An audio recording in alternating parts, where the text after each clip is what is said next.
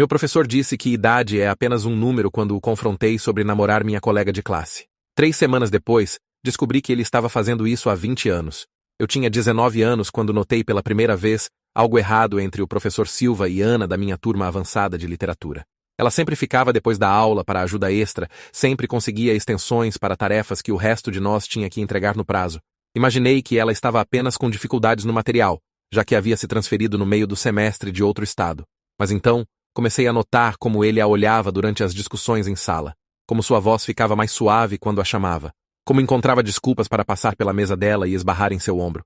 Isso me revirava o estômago, mas eu dizia a mim mesmo que estava imaginando coisas porque professores não fazem esse tipo de coisa.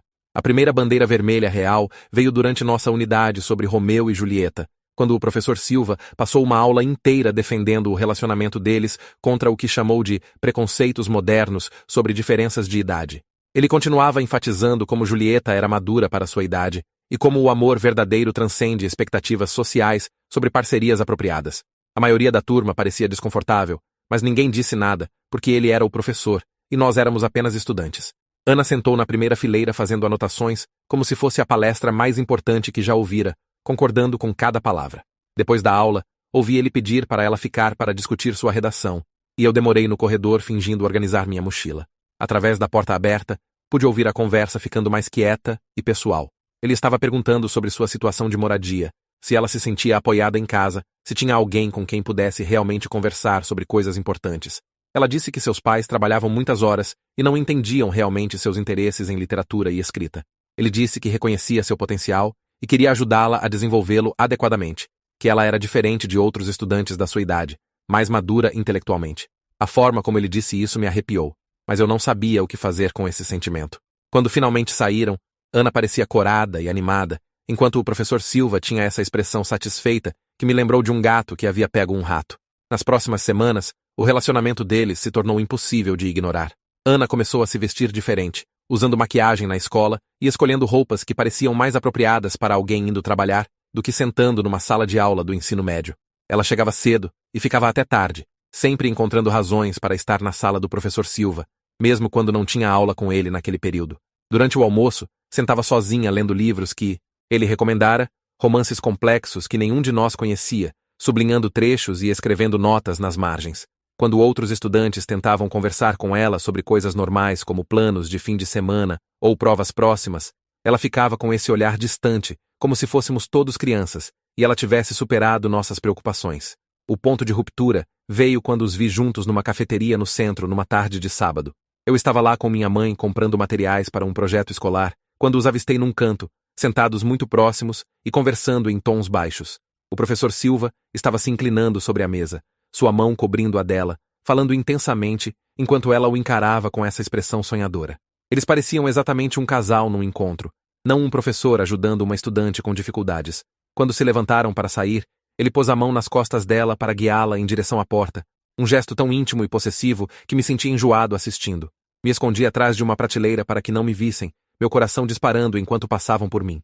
Na segunda-feira, decidi que tinha que dizer alguma coisa, mas não sabia a quem contar ou como explicar o que havia testemunhado, sem soar como se estivesse fazendo acusações que não podia provar. Durante o período de estudos, criei coragem para me aproximar de outra professora, a senhora Costa, que parecia acessível e sempre foi gentil com estudantes que vinham a ela com problemas. Bati na porta da sala dela e perguntei se podia falar com ela em particular sobre algo que estava me incomodando. Ela me convidou para entrar e fechou a porta. Então sentou na minha frente com essa expressão paciente que me fez sentir que talvez estivesse fazendo a coisa certa ao me manifestar. Comecei explicando que havia notado o comportamento preocupante entre o professor Silva e uma de nossas colegas, que o relacionamento deles parecia inadequado para um professor e estudante. A expressão da senhora Costa ficou séria quando descrevi os encontros após as aulas, a forma como ele falava diferente com Ana do que com outros estudantes, o encontro na cafeteria que parecia distintamente um encontro romântico. Quando terminei de falar, ela ficou quieta por um longo momento, antes de perguntar se eu tinha certeza absoluta sobre o que havia visto e se poderia ter interpretado mal interações inocentes. A dúvida na voz dela me fez questionar tudo o que acabara de contar, me perguntando se estava reagindo exageradamente a uma mentoria normal entre professor e estudante. Ela me agradeceu por trazer minhas preocupações à atenção dela e disse que lidaria com a situação apropriadamente, mas me avisou contra espalhar rumores ou falar com outros estudantes sobre minhas suspeitas. Fofoca poderia destruir a carreira de um homem inocente, ela enfatizou, e eu precisava ser muito cuidadoso sobre fazer acusações sem prova concreta. A conversa me deixou confuso e culpado, como se tivesse feito algo errado ao reportar o que havia observado. Saí da sala dela me perguntando se havia acabado de arruinar a reputação de um bom professor por minha própria incompreensão de um relacionamento de mentoria perfeitamente normal. Nada mudou nas semanas seguintes. Se alguma coisa, o professor Silva e Ana se tornaram mais descarados sobre sua conexão, trocando olhares significativos durante a aula e encontrando desculpas cada vez mais transparentes para conversas privadas. Ela começou a usar uma delicada pulseira dourada que nenhum de nós havia visto antes, tocando-a constantemente como se fosse preciosa para ela. Quando outro estudante comentou como era bonita, Ana ficou nervosa e murmurou algo sobre ser um presente de um parente. Mas eu havia visto o professor Silva usando uma corrente combinando no pescoço, e a coincidência parecia específica demais para ignorar.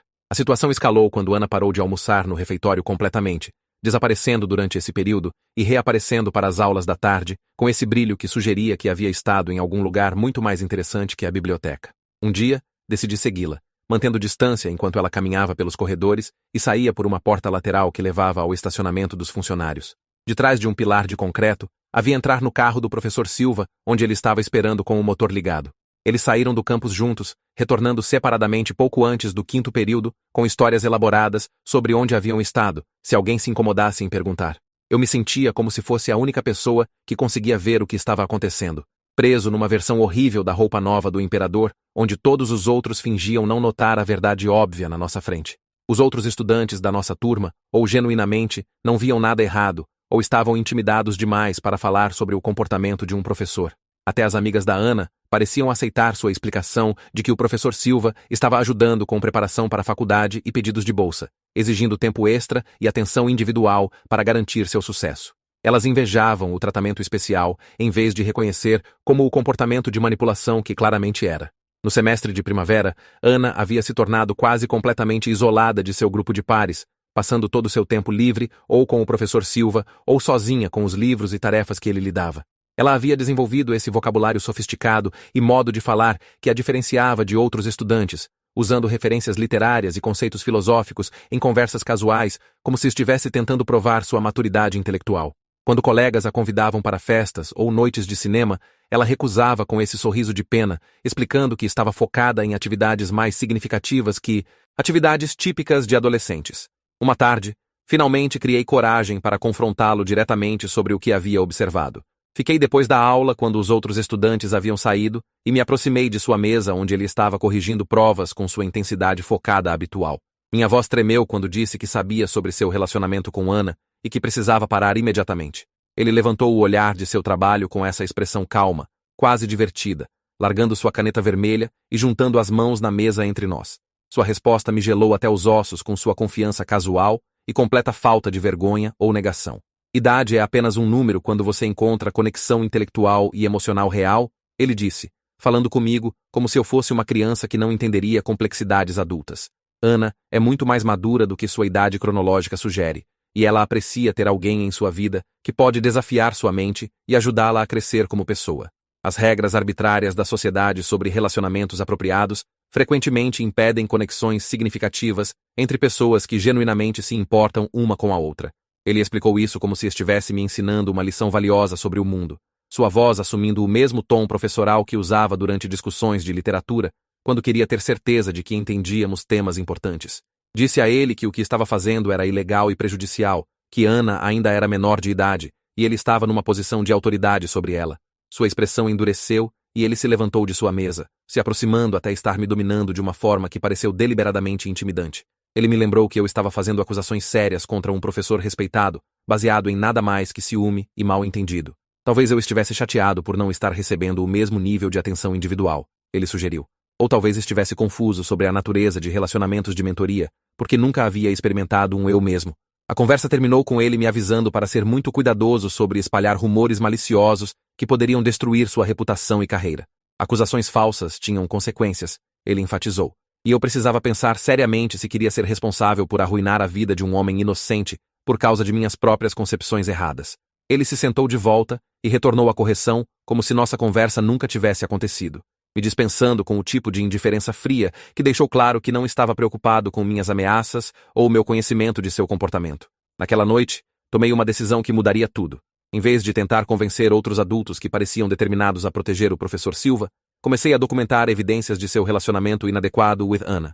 Comecei a carregar um pequeno caderno, onde registrava datas, horários e descrições de suas interações.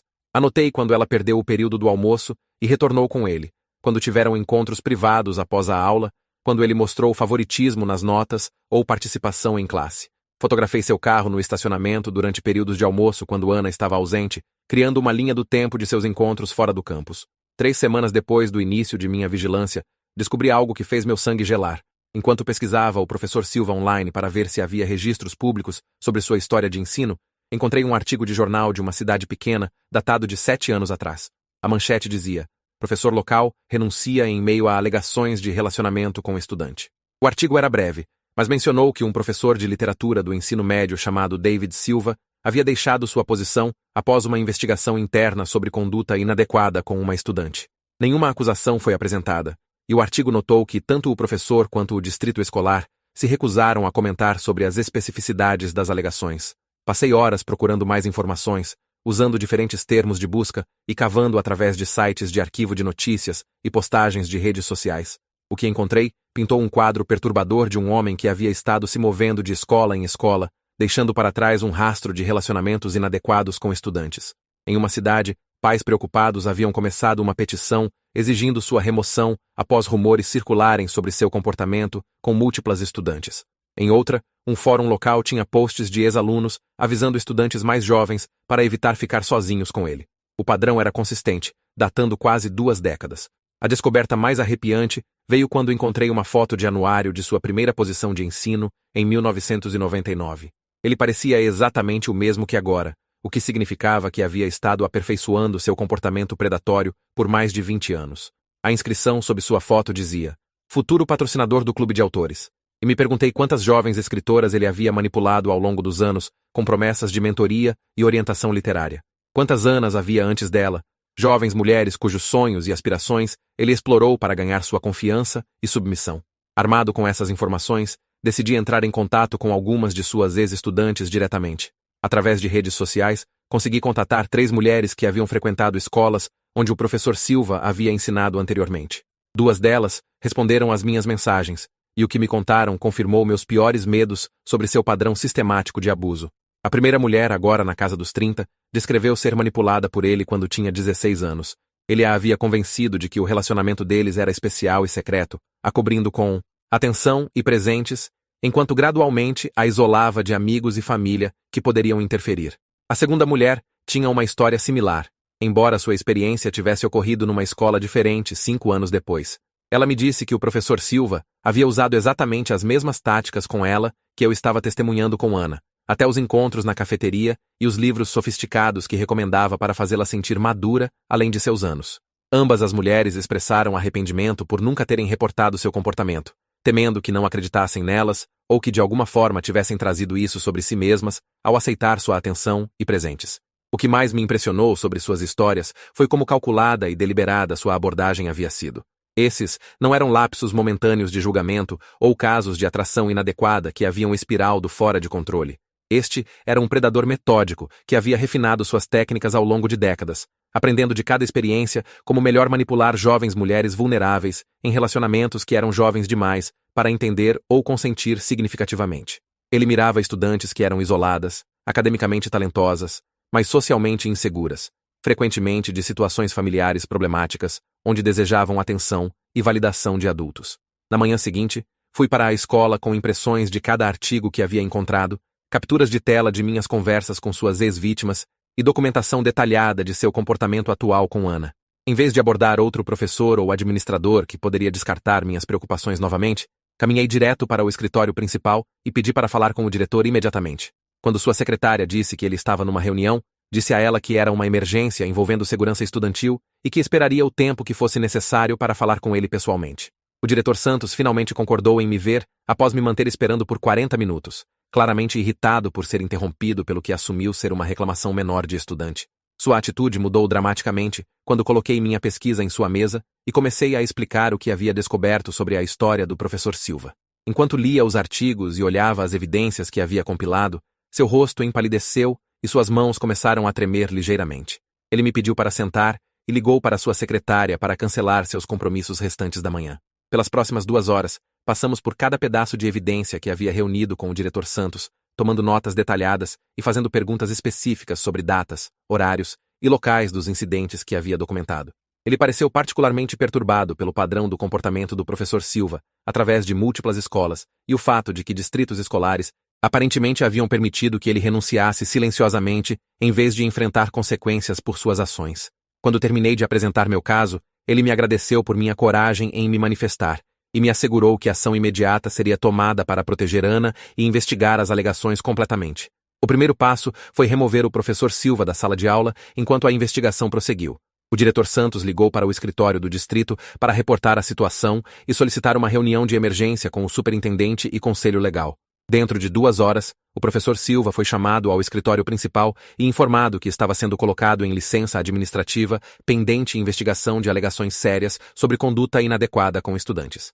Suas credenciais de ensino foram suspensas imediatamente e ele foi escoltado do prédio pelo pessoal de segurança do distrito. A velocidade da resposta me chocou, especialmente após minha experiência anterior com a reação desdenhosa da senhora Costa às minhas preocupações. O diretor Santos explicou que a documentação que eu havia fornecido não deixou escolha ao distrito senão agir imediata e decisivamente. A evidência do padrão de comportamento do professor Silva, através de múltiplas escolas, criou questões de responsabilidade que exigiam intervenção imediata. Além disso, a situação atual com Ana apresentava um risco contínuo à segurança estudantil que não podia ser ignorado ou tratado apenas com disciplina interna. A reação da Ana ao desaparecimento súbito do professor Silva foi de partir o coração testemunhar. Ela parecia completamente perdida e confusa, perguntando a outros professores onde ele estava e quando retornaria à classe. Seu desempenho acadêmico imediatamente começou a sofrer, enquanto lutava para se concentrar em tarefas sem sua atenção e elogio constantes. Durante períodos de almoço, sentava sozinha na biblioteca, parecendo devastada, não mais interessada nos livros sofisticados que ele havia recomendado ou nas atividades intelectuais que anteriormente haviam consumido seu tempo. 2 dias após a remoção do professor Silva, a detetive Linda Martins, do escritório do xerife do condado, chegou à escola para entrevistar estudantes que haviam estado em suas classes. A investigação havia se expandido além do distrito escolar para incluir possíveis acusações criminais por seu comportamento com Ana e possivelmente outros estudantes. A detetive Martins falou comigo primeiro, já que eu era quem havia trazido as alegações à frente e tinha a documentação mais abrangente de sua conduta inadequada. A entrevista durou mais de 3 horas, durante as quais a detetive Martins passou por cada detalhe de minha evidência e me pediu para esclarecer incidentes específicos e cronogramas.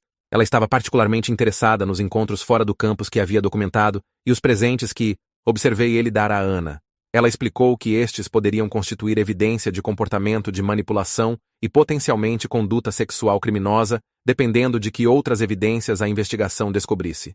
Minhas fotografias e notas detalhadas foram inseridas no arquivo oficial do caso como evidência. Ana foi entrevistada separadamente pela detetive Martins e uma assistente social de serviços de proteção à criança. A entrevista ocorreu no escritório do distrito, em vez da delegacia, para torná-la menos intimidante para ela. Depois, Ana não retornou à escola pelo resto daquela semana. Seus pais a haviam removido das aulas enquanto processavam o que haviam aprendido sobre seu relacionamento com o professor Silva e arranjaram aconselhamento para ajudá-la a entender e lidar com o que havia acontecido com ela. A investigação avançou rapidamente, uma vez que a aplicação da lei se envolveu.